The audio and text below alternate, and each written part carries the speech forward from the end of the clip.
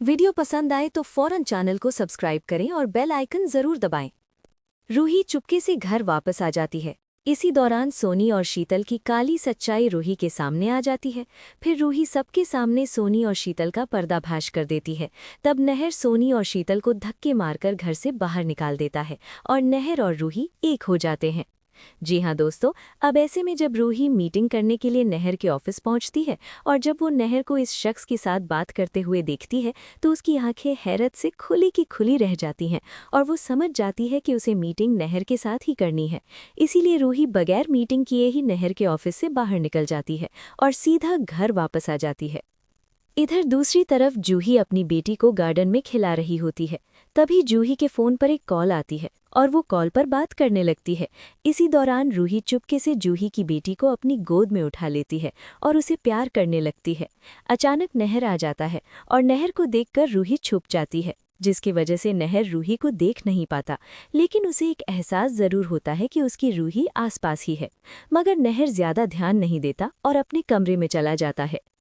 तभी रूही भी तमाम घरवालों की नज़रों से बचते हुए घर के अंदर दाखिल हो जाती है और सोनी के कमरे में एक पर्दे के पीछे छुप जाती है।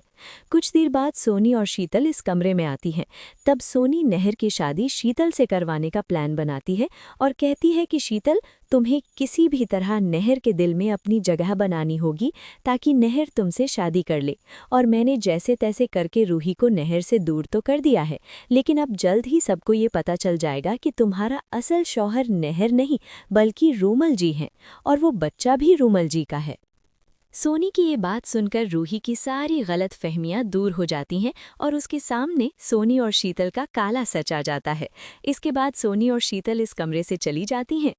तब रूही पर्दे के पीछे से बाहर आकर खुद से कहती है कि इसका मतलब ये है कि मेरे नहर जी ने मुझे कोई धोखा नहीं दिया। वो आज भी मुझसे मोहब्बत करते हैं और ये सब छोटी माँ और शीतल की चाल थी। अब मैं उन्हें नहीं छोड़ूंगी और सब घरवालों को छोटी माँ और शीतल का काला सच बताऊंगी। इसी वक्त अचानक शीतल आ जाती है और रूही के सर पर एक डंडा मार देती है, जिससे रूही फौरन बेहोश होकर जमीन पर गिर जाती है। फिर शीतल रूही के हाथ पांव रस्सी से बांध देती है और उसे एक अलमारी के अंदर बंद कर देती है और यूं रूही की जान एक बहुत बड़े खतरे में पड़ जाती है।